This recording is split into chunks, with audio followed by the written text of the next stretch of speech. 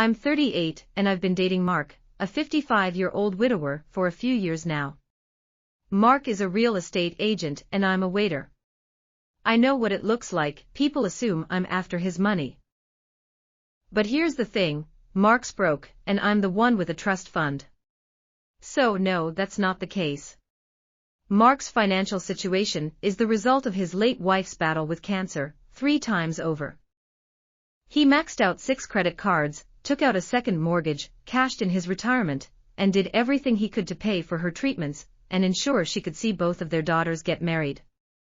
By the time she passed, he was drowning in debt and facing foreclosure. His 2 daughters, Jessica and Lauren, live about 6 hours away by car. The first 2 Christmases we were together, we drove to see them.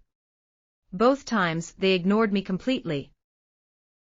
They'd drag Mark away whenever he tried to include me, and they'd talk over me whenever their husbands tried to make small talk. After the first year, Mark called them out on their behavior. They apologized to him, not to me, and blamed it on the pain of seeing their dad with someone who wasn't their mom. The second year, they did the exact same thing. This year, I told Mark I wasn't doing it again. I said he could go. I'd never ask him not to see his daughters for Christmas, but I was staying home. Mark wasn't thrilled because sharing the driving helps when his back starts acting up. He hates flying. To make things easier, I leased him a comfortable luxury SUV through my brother's dealership. His old 2012 sedan was on its last legs anyway. When Mark called his daughters to share the good news about the new car, and how it would make visiting them easier, they blew up at him.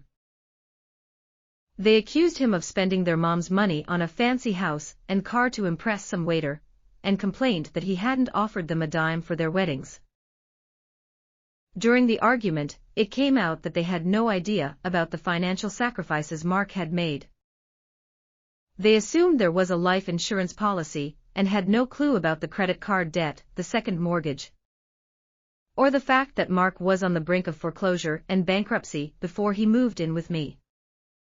They also didn't realize that the house is mine, that Mark pays no bills except the water bill, he takes a lot of showers, and that we split groceries. Now suddenly, they want my number. They're sorry, I felt lonely at Christmas, and want to come visit us next summer, conveniently when the beach near my house is at its best. They even want to stay with us. I told Mark absolutely not to giving out my number. I'll be polite if they visit, but we're not going to be friends. If they'd bothered to talk to me for even 2 seconds, they'd have realized I'm not some gold digger.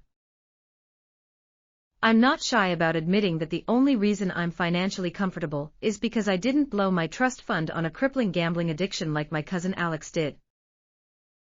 Mark thinks I'm being too harsh. He says they would have warmed up to me eventually, and knowing how generous I've been with him just sped up the process. But I don't care about eventually. They had their chance to be decent human beings, and instead, they chose to be catty and judgmental based on their own incorrect assumptions. Did I overreact here? What do you think?